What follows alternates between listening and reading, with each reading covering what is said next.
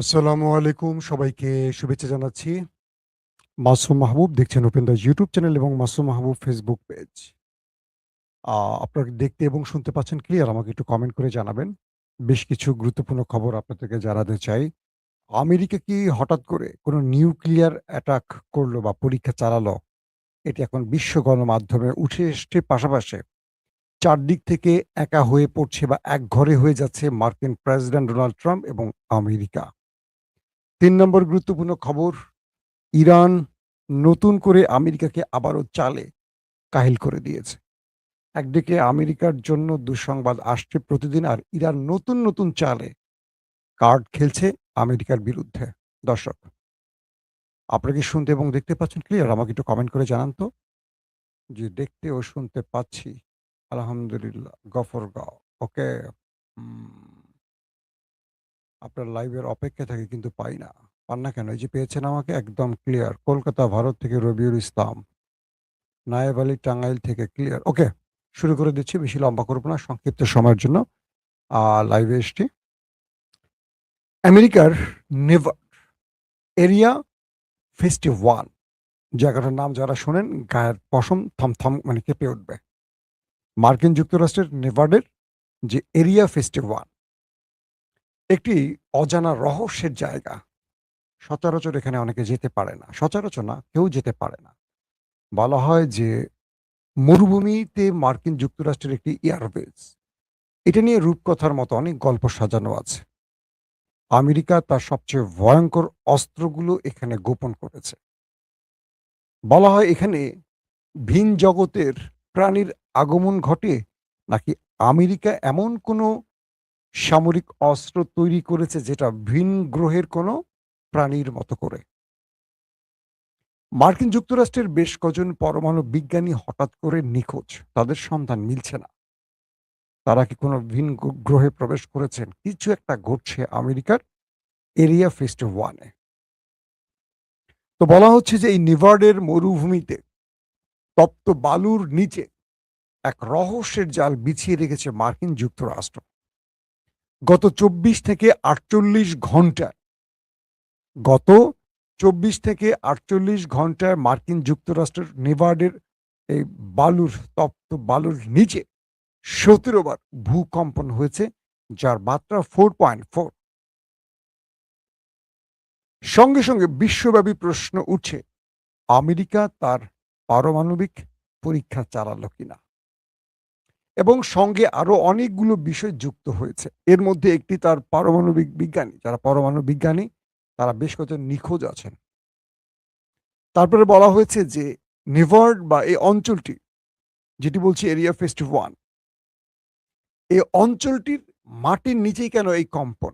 যেখানে আমেরিকার রহস্যের জাল তৈরি করা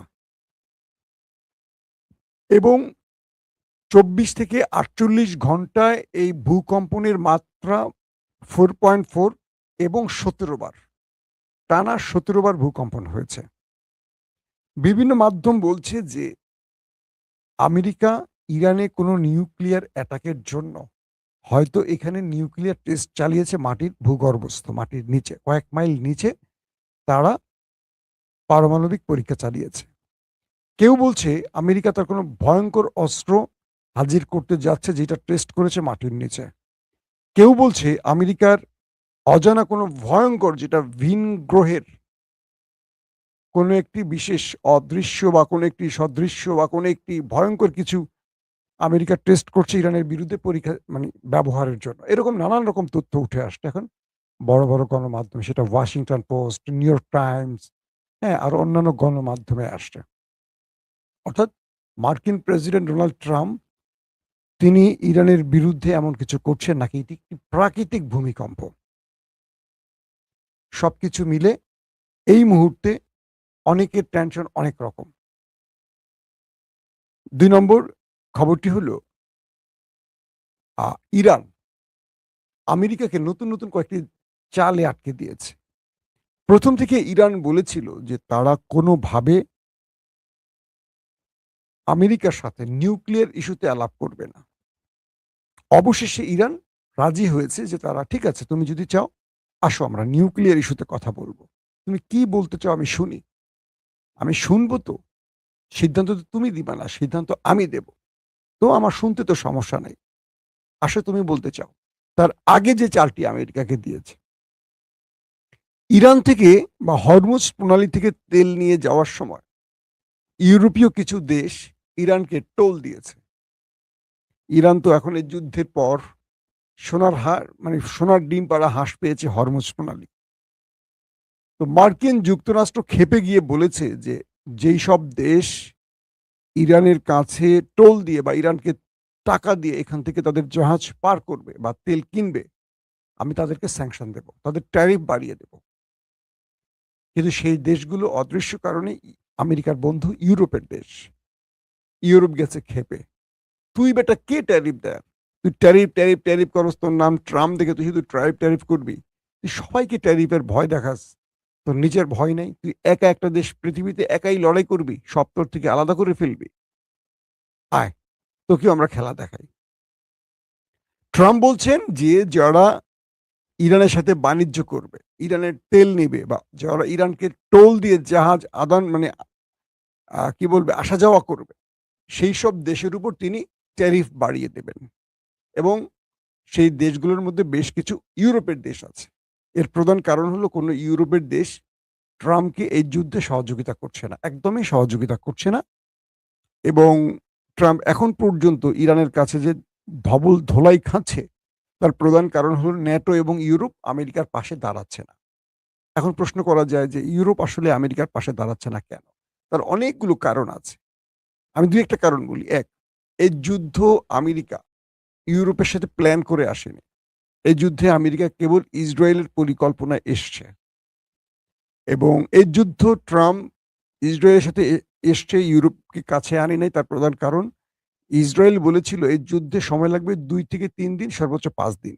ইরান শেষ, আমেরিকার বিজয়। তাই ইউরোপকে কাছে ডাকে নাই। একাই ইসরায়েলকে নিয়ে আমেরিকা মাখন খাবে, ইরানের তেল গ্যাস সব লুট করবে। ইউরোপকে আনলে তো সেই তেল গ্যাস আবার ইউরোপকে ভাগ দিতে হবে। কিন্তু ইরান এমনভাবে ট্রাম্পকে পেঁচিয়ে ফেলবে এটা ট্রাম্প বোঝে না। যে কারণে এখন ট্রাম্প বিপদে পড়ে ইউরোপকে ডাকছে, আর ইউরোপ আসছে না। তুমি তো আমাকে বলে ডাকো, আমাকে ডাকো নাই, বা তুমি তো এই যুদ্ধে আমাকে নিয়ে আসো নাই। তুমি এখন বিপদে পড়ে আমাকে ডাকছো, আমাকে জিজ্ঞেসছিলে যুদ্ধ শুরুর আগে? তুমি তো ইসরায়েলকে জিজ্ঞেসো, ইসরায়েলকে নিয়ে এখন মোকাবেলা করো। আর ট্রাম্পের কথা আমি যেহেতু মাইন্ড কাছে এভাবে পড়ছি, তোমরা আসো, তোমরা আমাকে বাঁচাও। কিন্তু ইউরোপ আসছে না।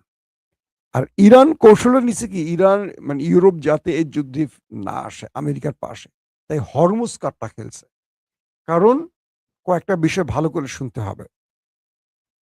ইউরোপ দেখছে যে আমরা হাজার হাজার মার্কিন সেনা আমাদের দেশে ঘাঁটিতে রেখে দিয়েছি, আর আমেরিকা আমাদেরকে বাঁচানোর নাম করে হাজার হাজার সেনা আমাদের দেশে বসিয়ে রেখেছে। আমাদের বাঁচাবে কি? সে তো নিজেই ইরানের হাতে বাঁচে না। আমরা তো রাশিয়ার ভয়ে ন্যাটো বানিয়েছি, রাশিয়ার ভয়ে মার্কিন সেনাদের আমাদের দেশে রেখেছি, তাই তো? যেই দেশটি ইরানের সাথেই পারে না, সেই দেশটি রাশিয়ার সাথে কি লড়বে? আসেন মূল খবরটা কি এবার। জার্মান চ্যান্সেলর খুব ক্ষেপে গেছেন। তিনি ড্রাম ড্রাম মানে টেম্পুকে, অর্থাৎ আমাদের ড্রাম চাচ্চুকে এমন ধোলাই দিছেন। তিনি কি করছেন?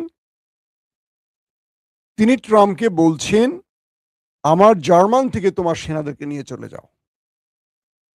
এই মুহূর্তে জার্মানে ৩৫,০০০-এর মতো বা তার কিছু বেশি মার্কিন সেনা রয়েছে। অর্থাৎ পৃথিবীর ৮০টি দেশে ৮০০ মার্কিন ঘাঁটি রয়েছে। এর মধ্যে ১৬টি আরবের ঘাঁটি কিন্তু ইরান ধ্বংস করে দিয়েছে। মানে গালফ কান্ট্রির মধ্যে ১৬টি যে ঘাঁটি ছিল, এগুলো কিন্তু ইরান একদম অবলষ্ট করে ফেলেছে। অবলষ্ট বোঝেন? আমার ছেলে মাঝে মাঝে বলে, "অবলষ্ট হয়ে গেছে বাবা কিছু নষ্ট হয়ে গেলে।" তাই শব্দটা আমি আপনাদের বললাম, অবলষ্ট হয়ে গেছে। তো গালফ কান্ট্রি দেখলো যে আমেরিকা আমাদেরকে বাঁচানোর নাম করে আমাদের ট্রিলিয়ন ট্রিলিয়ন পেট্রোডলার নিচ্ছে। ওরা আমাদের বাঁচাবে কি? ও এক ইরানের হাতে মার খেয়ে সোজা হয়ে গেছে। ওর ঘাঁটি-মাটি কিচ্ছু নাই এখন। সব লন্ডভন্ড। গালফ অবাক হয়ে গেছে। এই আমেরিকা আমাকে বাঁচাবে? এটা পসিবল? সে নিজে তো নিজের প্রাণ বাঁচাতে পারে না। তো দ্বিতীয়ত ইউরোপ দেখলো যে তারা জার্মানি ৩৫,০০০ এর মতো ধরেন মার্কিন সেনা রয়েছে। তো জার্মান চ্যান্সেলর দেখলেন যে, "কিরে ভাই, এই আমেরিকা যুগের পর যুগ আমার দেশে বসে আমার তেল, আমার টাকাগুলি খাচ্ছে। ওরা তো নিজেকেই বাঁচাতে পারে না। ওরা আমাদের বাঁচাবে কি?" তারপর ইরানের সাথে লড়াইটা বাধার পর ফ্রান্স, স্পেন সহ আরো বেশ কিছু ইউরোপীয় দেশ যখন বলল আমেরিকাকে যে, "আমার ভূমি, আমার আকাশ, আমার স্থল তুমি ব্যবহার করতে পারবা না ইরানের বিরুদ্ধে।" ডাইরেক্ট সাফ আমেরিকাকে না বলে দিয়েছে। যে কারণে আমেরিকা তাদেরকে আবার তেল নেয়ার রাস্তা করে দিয়েছে। ওকে, তুমি আমার পাশে দাঁড়িয়েছো এজন্য তুমি এখন আমার মিত্র। যাও, তেল নিয়ে যাও। বাট টাকা পয়সা দিয়ে যাবা। টোল দিয়ে যাবা, ফ্রি না। তো জার্মান ছিল আমেরিকার পক্ষে। সেই জার্মান এখন আমেরিকাকে বলছে, "মিস্টার প্রেসিডেন্ট ট্রাম্প, তুমি তোমার সেনা নিয়ে আমার দেশ ছাড়ো।" বুঝতে পারছেন? অর্থাৎ এই মুহূর্তে ডোনাল্ড ট্রাম্পের আমেরিকা পৃথিবীতে একা হয়ে পড়ছে। সব জায়গা থেকে তাকে ঘাড় ধাক্কা দিয়ে বিদায় করে দিচ্ছে। স্পেন বিদায় নিতে বলছে, ফ্রান্স বলছে, এখন জার্মান বলছে, "জার্মান, তুমি আমার দেশ ছাড়ো।" ১ম এ ৫,০০০ সেনাকে সরিয়ে নেয়া হবে। তারপর ধারাবাহিক সব সেনাকে সরিয়ে নেওয়ার ঘোষণা আসতে যাচ্ছে। স্পেন কি বলে জার্মান আজকে ঘোষণা দিয়েছে, মার্কিন সেনাদের জার্মান ছাড়তে হবে।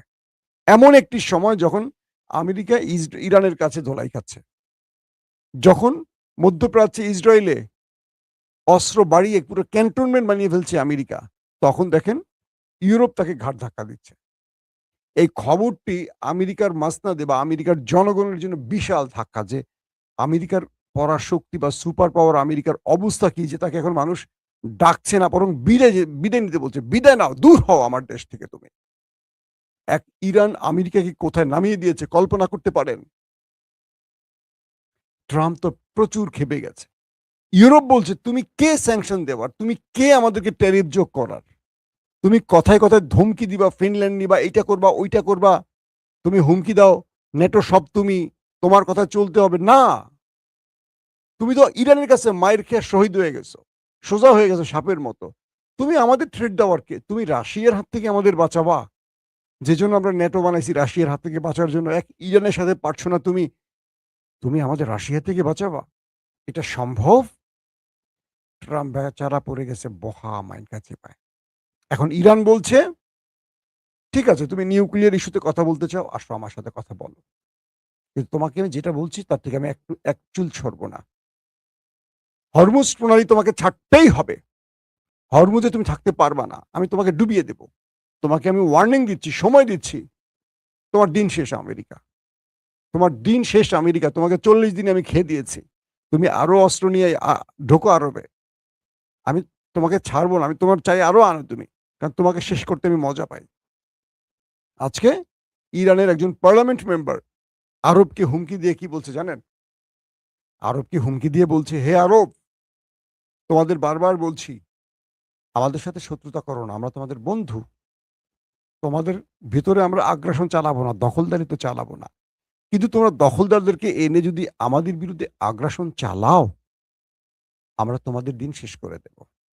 যদি ইরানের আর একজন রাষ্ট্রীয় গুরুত্বপূর্ণ ব্যক্তি প্রাণ হারায়, আরবের রাজাদের কোনো মসনদের ইট থাকবে না। প্রত্যেকটা আমরা খুলে নেব। কি ভয়ংকর মেসেজ আরবের জন্য বুঝছেন? রিয়াদ, আরব আমিরাত, কাতার, কুয়েত, জর্দান, বাহরাইন, শোনো তোমরা।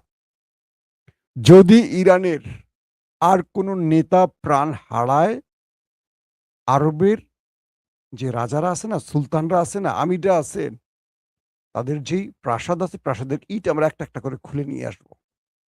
এবার থেকে আমাদের টার্গেট হবে আরবের রাজাদের বাড়ি, আরবের কি সুলতানদের বাড়ি। বুঝতে পারছেন? তোমাদের প্রাসাদগুলিকে আমরা এখন টার্গেট করব যদি আমাদের রাষ্ট্রীয় কোন গুরুত্বপূর্ণ ব্যক্তির বাড়িতে হামলা হয়। এখন আরবের করুণ দশা শুরু হয়ে গেছে। ইরান বলছে, "আমরা আরবকে আর ছাড় দেব না।" কারণ আমরা দেখছি আমেরিকা আরবে একের পর এক অস্ত্র মোতায়েন করছে, বাড়াচ্ছে। আমেরিকা নতুন যুদ্ধের জন্য প্রস্তুত নিচ্ছে আর আরবে সব এসে আরবে জড়ো হচ্ছে। এবার আরবকে যে আমরা উত্তরটা দেব, এটা আরব কল্পনা করবে না। ইরান বলছে, "আমরা শুধু মরবো না, তোমাদের নিয়ে মরবো।" ইরান একা মরার জাতি না। ইরানকে ৫-৬ হাজার বছর কেউ মারতে পারেনি। আমেরিকা তো প্রশ্নই আসে না। তোমরা আসো, যদি আমরা মরি তোমাদের নিয়ে মরবো। আমরা একা মরবো না। তোমরা শত বছর ধরে যেই দেশ সাজিয়েছ, সোনা দিয়ে মুড়িয়ে রেখেছ, সব আমরা ছারখার করতে আসতেছি। ওয়েট করো। তোমাদেরকে আমরা ওয়ার্নিং দিচ্ছি।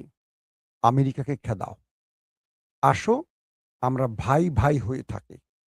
যদি আমরা ভাই, ভাই হতে না পারি, শত্রু হতে চাও, তোমাদের শত্রুতা দেখাবো কাকে বলে, কয় প্রকার। এখন আরবরা মহা টেনশনে পড়ে গেছে। কারণ ইরানের নেক্সট অ্যাটাক যদি আরবের রাজা বাদশাদের বাড়িগুলোতে হয়, প্রাসাদগুলোতে হয়, একেকজনের তো বউ আছে কয়েক ডজন করে, বাচ্চা আছে কয়েক শত করে। মানে একেকজন রাজা, রাজার ভাই, রাজার ভাতিজা মানে ধরেন রাজার ভাই আছে ধরেন ৪০ জন। একজন তো রাজা, তার ভাই আছে ধরেন ৩০ জন বা ১৫ জন বা ১০ জন। তাদেরও আবার সন্তান আছে একেকজনের মোটামুটি ধরেন আল্লাহ দিলে ৫০-৬০ জন করে। ওইটার মধ্যেই আছে বিশাল একটা ছোটখাটো দেশ। এত পয়দা করছে। একেকটার বউ আছে অনেকগুলি। তো ওই প্রাসাদের মধ্যে যখন ইরানের মিসাইল ড্রোন হিট করবে বুঝতে পারেন কি হতে পারে। তো এখন এই অবস্থার মধ্যে নতুন করে আরবরা ইরানকে নিয়ে ভাবতে শুরু করেছে। ইউরোপকে বলে দিয়েছে ইরান, তোমরা আমেরিকার পাশ থেকে সরে আসো, তোমাদেরকে আমরা নাড়ব না। ভেতরে চীনকে দিয়ে রাশিয়া বলছে, যদি ইউরোপ আমেরিকাকে বিদায় করে দেয়, যদি গালফ আমেরিকাকে বিদায় করে দেয়, ঘাট ধাক্কা ধরে বের করে দেয়, আমরা ইউরোপের সাথে সম্পর্ক উন্নয়ন করব। শত্রুতা আর থাকবে না। তার মানে ভেতরে রাশিয়াও খেলতেছে। এখন ট্রাম্প পড়ে গেছে মহা মাইনকাচিবা। কি যুদ্ধ শুরু করলাম ইসরায়েলের বুদ্ধিতে। আমার ধুতিও যাচ্ছে, জাইঙ্গাও যাচ্ছে। আর ইজ্জত তো নাড়াচাড়া করতেছে। এখন কি হবে? প্রত্যেকে ভালো থাকবেন। আল্লাহ হাফেজ।